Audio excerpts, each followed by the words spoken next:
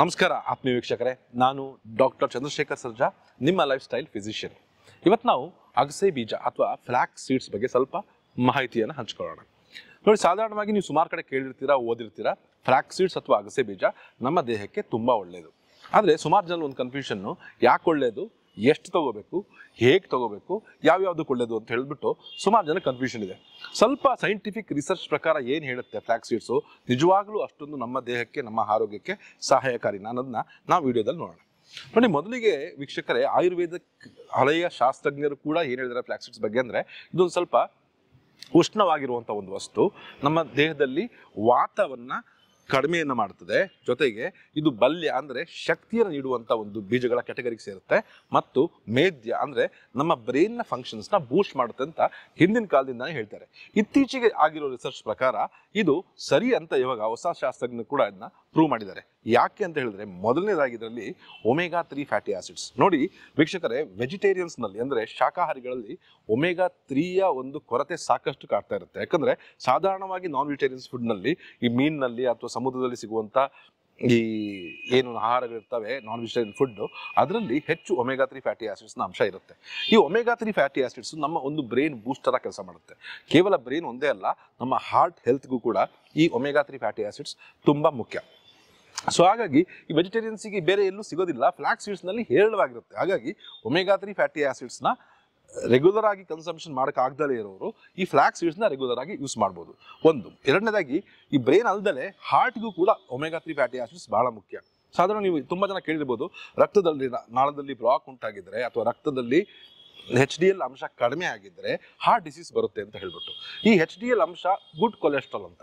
ಈ ಒಳ್ಳೆಯ ಫ್ಯಾಟ್ಸ್ ಅಥವಾ ಒಳ್ಳೆಯ ಕೊಲೆಸ್ಟ್ರಾಲ್ HDL ಅಂಶ ಈ ಒಮೆಗಾ 3 ಫ್ಯಾಟಿ ಆಸಿಡ್ಸ್ನಲ್ಲಿ ಹೇರಳವಾಗಿರುತ್ತೆ. ಹಾಗಾಗಿ ವೆಜಿಟೇರಿಯನ್ಸು ಇದನ್ನು ಕನ್ಸ್ಯೂಮ್ ಮಾಡೋದ್ರಿಂದ ಅವರ ಹಾರ್ಟ್ ಹೆಲ್ತ್ ಚೆನ್ನಾಗಾಗುತ್ತೆ. ಮೂರನೇದಾಗಿ, ಲೇಡೀಸ್ ಪ್ರಾಬ್ಲಮ್ಸ್, ಈಗ ಮುಟ್ಟಿಗೆ ಸಂಬಂಧಿ ಪ್ರಾಬ್ಲಮ್ಗಳಿದ್ದಲ್ಲಿ, ಅಂದರೆ ಈಗ ಮುಟ್ಟು ಸರಿಯಾಗಿ ಆಗದಲ್ಲೇ ಇರ್ಬೋದು, ಟೈಮಿಗೆ ಆಗದಲ್ಲೇ ಇರ್ಬೋದು, PCOS ಪ್ರಾಬ್ಲಮ್ ಇರ್ಬೋದು, PCOD ಪ್ರಾಬ್ಲಮ್ ಇರ್ಬೋದು, ಅಥವಾ ಯುಟ್ರೈನ್ ಫೈಬ್ರಾಯ್ಡ್ಸ್ ಇರ್ಬೋದು, ಈ ಥರ ಸುಮಾರು ಗರ್ಭಕೋಶದ ಸಂಬಂಧಿ ಅಥವಾ ನಮ್ಮ ಅಂಡಾಣು ಕೋಶಗಳ ಒಂದು ಸಂಬಂಧಿ ಕಾಯಿಲೆಗಳಿಗೆ ಈ ಅಗಸೆ ಬೀಜ ಕೂಡ ರಾಮಬಾಣವಾಗಿ ಕೆಲಸ ಮಾಡುತ್ತೆ. ಯಾಕೆ ಅಂತ ಹೇಳಿದ್ರೆ, ಇದು ರಿಚೆಸ್ಟ್ ಸೋರ್ಸ್ ಆಫ್ ಫೈಟೋ ಇಸ್ಟ್ರೋಜನ್ಸ್, ಅಂದರೆ ನ್ಯಾಚುರಲ್ ಆಗಿ ಸಿಗುವಂಥ ಒಂದು ಇಸ್ಟ್ರೋಜನ್ ಹಾರ್ಮೋನ್ನ ಒಂದು ಸಬ್ಸ್ಟಿಟ್ಯೂಟ್ ಆಗಿ ಈ ಅಗಸೆ ಬೀಜದಲ್ಲಿ ಇರುವಂಥ ಫೈಟೋ ಇಸ್ಟ್ರೋಜನ್ಸ್ ಕೆಲಸ ಮಾಡುತ್ತೆ. ಹಾಗಾಗಿ ಈ ವಯಸ್ಸಾದ ನಂತರ, ಅಂದರೆ 50ರ ನಂತರ ಮುಟ್ಟು ನಿಲ್ಲುವಂಥ ಸ್ಥಿತಿಗೆ ಬಂದಾಗ ಆ ಮಹಿಳೆಯರಲ್ಲಿ ಈ ಒಂದು ಫ್ಲಾಕ್ಸ್ ಸೀಡ್ಸ್ನ ಸೇವನೆ ದಿನನಿತ್ಯ ಮಾಡ್ತಾ ಇರೋದ್ರಿಂದ ಏನಾಗುತ್ತೆ ಅಂತ ಹೇಳಿದ್ರೆ, ದೇಹದಲ್ಲಿ ಫೈಟೋ ಇಸ್ಟ್ರೋಜನ್ ಪ್ರಮಾಣ ಜಾಸ್ತಿ ಆಗುತ್ತೆ. ಝೆನೋ ಇಸ್ಟ್ರೋಜನ್ ಅಂದರೆ ನೆಗೆಟಿವ್ ಇಸ್ಟ್ರೋಜನ್ಸ್, ಅಂದರೆ oestrogen after the age of menopause, ಅಂದರೆ 50 ವರ್ಷದ ನಂತರ ಇಸ್ಟ್ರೋಜನ್ ಪ್ರೊಡಕ್ಷನ್ ನಿಂತೋಗ್ಬಿಡುತ್ತೆ. ನೆಗೆಟಿವ್ ಇಸ್ಟ್ರೋಜನ್ಸ್ ಏನು ನಮ್ಮ ದೇಹದಲ್ಲಿರುತ್ತೆ ಅದು ಕ್ಲೀನಾಗಿ ಹೋಗಬೇಕು. ಆಲ್ಟರ್ನೇಟಿವ್ ಆಗಿ ನಮಗೆ ನ್ಯಾಚುರಲ್ ಆಗಿರುವಂಥ ಇಸ್ಟ್ರೋಜನ್ನು, ಒಳ್ಳೆಯ ಇಸ್ಟ್ರೋಜನ್ ನಮ್ಮ ದೇಹಕ್ಕೆ ಸಿಗಬೇಕು ಅಂತ ಹೇಳಿದ್ರೆ ಈ ಫ್ಲಾಕ್ಸ್ ಸೀಡ್ಸೇ ಅದಕ್ಕೆ ಒಂದು ಸ್ಥಾನವನ್ನು ತುಂಬುತ್ತೆ. ಹಾಗಾಗಿ ಮಹಿಳೆಯರಲ್ಲಿ ಎಸ್ಪೆಷಲಿ ಈ ಮುಟ್ಟಾಗುವಂಥ ಸಮಸ್ಯೆಗಳು, ಹಾಟ್ ಫ್ಲಶಸ್ ನೋಡಿ, ತುಂಬ ಬೆಂಕಿ ಹಾಕಿದಂಗೆ ಆಗ್ತಾ ಇರುತ್ತೆ ಮೈಗೆಲ್ಲ, ಕೂದಲು ಉದುರುತ್ತೆ, ಮೂಳೆಗಳಲ್ಲಿ ನೋವು, ಆಸ್ಟಿಯೋಪೊರೋಸಿಸ್, ಮೂಳೆಯ ಸಾಂದ್ರತೆಯ ಕೊರತೆ ಉಂಟಾಗೋದು, ಇದೆಲ್ಲ ಪ್ರಾಬ್ಲಮ್ಸ್ಗಳು ಮುಟ್ಟಾದ ನಂತರ ಮಹಿಳೆಗಳಲ್ಲಿ ಸ್ಟಾರ್ಟ್ ಆಗ್ತವೆ. ಆದರೆ ಇದನ್ನು ಅವಾಯ್ಡ್ ಮಾಡಬೇಕು ಅಂದರೆ ಈ ಥರ ನ್ಯಾಚುರಲ್ ಆಗಿರುವಂಥ ಫೈಟೋ ಇಸ್ಟ್ರೋಜನ್ಸ್ ತಗೊಳ್ತಾ ಇರೋದ್ರಿಂದ ಇದು ಕಡಿಮೆ ಆಗ್ತಾ ಬರುತ್ತೆ. ಇನ್ನೊಂದು, ಪ್ರೊಟೆಕ್ಟಿವ್ ಅಗೇನ್ಸ್ಟ್ ಕ್ಯಾನ್ಸರ್ಸ್.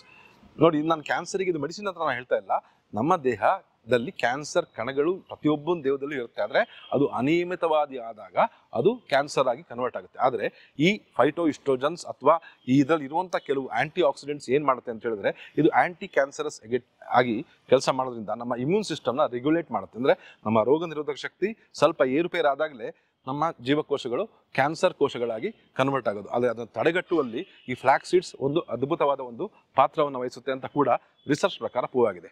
ಹಾಗಾಗಿ ಬ್ರೈನ್ ಹೆಲ್ತ್ ಇರ್ಬೋದು, ಹಾರ್ಟ್ ಹೆಲ್ತ್ ಇರ್ಬೋದು, ಮಹಿಳೆಯರಲ್ಲಿ ಆಗುವಂಥ ಮುಟ್ಟಿನ ತೊಂದರೆಗಳಿರ್ಬೋದು, ಅಥವಾ ನಮ್ಮ ರೋಗ ನಿರೋಧಕ ಶಕ್ತಿಯನ್ನು ಇಂಪ್ರೂವ್ ಮಾಡೋದಿರ್ಬೋದು, ಇದೆಲ್ಲದರ ಜೊತೆಗೆ ಆ್ಯಕ್ಚುಲಿ ನಮ್ಮ ದೇಹಕ್ಕೆ ಅಗತ್ಯವಾಗಿರುವಂಥ ಪ್ರೋಟೀನ್ಸ್. ನೋಡಿ, ಡಯಾಬಿಟಿಸ್ನಲ್ಲಿ ಮತ್ತು ಬೇರೆ ವಯಸ್ಸಾಗ್ತಾ ಇದ್ದಂಗೆ ಪ್ರೋಟೀನ್ಸ್ನ ಕೊರತೆ ಉಂಟಾಗಿರುತ್ತೆ, ಮಸಲ್ಸ್ ಎಲ್ಲ ವೀಕ್ ಆಗ್ತಾ ಇರುತ್ತೆ. ಆದರೆ ನ್ಯಾಚುರಲ್ ಒಳ್ಳೆಯ ಪ್ರೋಟೀನ್ಸ್ ಇರಲಿ, ಎಷ್ಟೊಂದು ಥರದ ಬ್ರಾಂಚ್ಡ್ ಚೈನ್ ಅಮೆನೋ ಆಸಿಡ್ಸ್ ಈ ಫ್ಲಾಕ್ಸ್ ಸೀಡ್ಸ್ನಲ್ಲಿ ಇರೋದ್ರಿಂದ, ಒಂದು ನಿಯಮಿತವಾಗಿ ಸೇವಿಸ್ತಾ ಬರೋದ್ರಿಂದ ದೇಹದಲ್ಲಿ ಪ್ರೋಟೀನ್ ಕೊರತೆ ಕೂಡ ಉಂಟಾಗೋದಿಲ್ಲ. ಹಾಗಾದರೆ ಇದನ್ನು ಎಷ್ಟು ತಗೋಬೇಕು? ಒಳ್ಳೇದು ಅಂತ ತಕ್ಷಣ ಚೆನ್ನಾಗಿ ತಿನ್ಬೇಕಾ? ಹಾಗಾದರೆ ಇಲ್ಲ. ನೋಡಿ, ದಿವಸಕ್ಕೆ ಪ್ರತಿ ದಿವಸ ಅಟ್ಲೀಸ್ಟ್ 1 ರಿಂದ 2 ಟೇಬಲ್ ಸ್ಪೂನ್ನಷ್ಟು ಫ್ಲಾಕ್ಸ್ ಸೀಡ್ಸ್ ಮಾತ್ರ ತಗೋಬಹುದು. ಅದಕ್ಕಿಂತ ಜಾಸ್ತಿ ತಗೊಳ್ತಾ ಹೋದರೆ ಕೆಲವು ಸೈಡ್ ಎಫೆಕ್ಟ್ಸ್ ಆಗ್ಬೋದು. ಕೆಲವರಿಗೆ ಗ್ಯಾಸ್ ಪ್ರಾಬ್ಲಮ್ ಉಂಟಾಗ್ಬೋದು, ಕೆಲವು ಹೊಟ್ಟೆ ಉಬ್ಬರ, ತೇಗ್ ಬರುವಂಥದ್ದು, ಅಲರ್ಜಿಕ್ ರಿಯಾಕ್ಷನ್ಸ್ ಉಂಟಾಗುವಂಥದ್ದು, ಈ ಥರ ಪ್ರಾಬ್ಲಮ್ಗಳು ಕಂಡುಬರಕ್ಕೆ ಸ್ಟಾರ್ಟ್ ಆಗುತ್ತೆ. ಹಾಗಾಗಿ ನಿಯಮಿತವಾಗಿ 1 ರಿಂದ 2 ಟೇಬಲ್ ಸ್ಪೂನ್ ಸೇವಿಸ್ತಾ ಬರೋದ್ರಿಂದ ಯಾವ ಸೈಡ್ ಎಫೆಕ್ಟ್ಸು ಆಗೋದಿಲ್ಲ. ಜೊತೆಗೆ ಹೇಗಪ್ಪ ಇದನ್ನು ತಗೊಳ್ಳೋದು, ಹಂಗೆ ಆಗುತ್ತೆ ತಿನ್ಬಿಡ್ತಾರೆ ಇಲ್ಲ ನೋಡಿ, ಸುಮಾರು ಟೈಪ್ ಇರುತ್ತೆ. ಈಗ ಫ್ಲಾಕ್ ಸೀಡ್ಸ್ ಆಯಿಲ್ಸ್ ಅಂತಾನೆ ಕ್ಯಾಪ್ಸೂಲ್ ಸಿಗುತ್ತೆ, ಅದನ್ನ ಬೇಕಾದ್ರೆ ನುಂಗ್ಬೋದು. ಇಲ್ಲದಿದ್ದ ಪಕ್ಷದಲ್ಲಿ ನ್ಯಾಚುರಲ್ ಆಗಿ ಕನ್ಸಂಪ್ಷನ್ ಮಾಡಬೇಕು ಅಂತ ಹೇಳಿದ್ರೆ ಒಂದು ಚಟ್ನಿ ಪುಡಿ ಥರ ಮಾಡ್ಕೋಬೋದು. ಅಂದರೆ ಈಗ ನೀವು ಕಡಲೆ ಬೀಜ ಮತ್ತು ಈ ಅಗಸೆ ಬೀಜ ಇಂಥದ್ದೆಲ್ಲ ಕೆಲವು ಈ ನಿಮ್ಮ ಏನು ಕಡಲೆ ಬೇಳೆ ಅಂತ ಏನು ಹೇಳ್ತೀರ ಅದನ್ನೆಲ್ಲ ಚೆನ್ನಾಗಿ ಹುರಿದುಬಿಟ್ಟು ಅದಕ್ಕೆ ಸ್ವಲ್ಪ ಒಂದು ಪೌಡ್ರ್ ಮಾಡಿ ಇಟ್ಕೋಬೇಕು. ಆದರೆ ಒಂದು ಕೆಲಸ ಏನು ಮಾಡಿ ಅಂತ ಹೇಳಿದ್ರೆ 1 ವಾರಕ್ಕೆ ಆಗೋಷ್ಟು ಮಾತ್ರ ಹುರಿದು ಪುಡಿ ಮಾಡಿ ಇಟ್ಕೊಳ್ಳಿ. ಯಾಕಂದರೆ 1 ವಾರದ ನಂತರ ಇದು ಸ್ಮೆಲ್ ಬರೋಕ್ಕೆ ಶುರು ಆಗುತ್ತೆ. ಹಾಗಾಗಿ ಚಟ್ನಿ ಪುಡಿ ಥರ ಯೂಸ್ ಮಾಡಿ, ಇಲ್ಲ ಡೈರೆಕ್ಟಾಗಿ ಆಗುತ್ತೆ ತಿನ್ನೋದು ಅಭ್ಯಾಸ ಇದ್ದರೆ ಅದು ಇನ್ನೂ ಉತ್ತಮ, ಅಗಸೆ ಬೀಜದಲ್ಲಿ ಮಾಡುವಂಥದ್ದು. ಸೊ ಈ ಥರ ಪುಡಿಗಳು ನೀವು ಸಾಂಬಾರಿಗೂ ಅಥವಾ ನಿಮ್ಮ ಅನ್ನದ ಜೊತೆ ಕಲ್ಸ್ಕೊಂಡು ತಿನ್ನೋದ್ರಿಂದನೂ ನಿಮ್ಮ ಇದಾಗುತ್ತೆ, ಹೆಲ್ಪ್ ಆಗುತ್ತೆ ಇದರಿಂದ. ಜೊತೆಗೆ ಬೇಕಾದ್ರೆ ನೀವು ಸಾಧ್ಯವಾದರೆ ಈಗ ವರ್ಜಿನ್ ಕೊಕೊನಟ್ ಆಯಿಲ್ ಏನಿದೆ, ಆ ವರ್ಜಿನ್ ಕೊಕೊನಟ್ ಆಯಿಲಲ್ಲಿ ಈ ಪುಡಿಯನ್ನು ಮಿಕ್ಸ್ ಮಾಡಿಬಿಟ್ಟು ಅದಕ್ಕೊಂಥರ ಚಟ್ನಿ ಪುಡಿ, ಒಂದು ಚಟ್ನಿ ಥರ ನಿಮ್ಮ ಚಪಾತಿ ಜೊತೆಗೋ ರೊಟ್ಟಿ ಜೊತೆಗೂ ಕೂಡ ಇದ್ರ ಚಟ್ನಿ ಪುಡಿನ ನೀವು ಯೂಸ್ ಮಾಡ್ಕೋಬೋದು. ಸೊ ಈ ಎಲ್ಲ ನೀವು ಯೂಸ್ ಮಾಡ್ಬೋದು. ದಿನಕ್ಕೆ 1 ರಿಂದ 2 ಟೇಬಲ್ ಸ್ಪೂನ್ ಯೂಸ್ ಮಾಡಿ, ಯಾವ ತೊಂದರೆನೂ ಆಗೋದಿಲ್ಲ. ಸೊ ಇದೇ ಥರ ಮತ್ತೊಂದು ವಿಡಿಯೋ ಒಂದಿಗೆ ನಿಮ್ಮನ್ನು ಭೇಟಿ ಆಗ್ತಾನೆ. ಅಲ್ಲಿವರೆಗೂ ನಮಸ್ಕಾರ.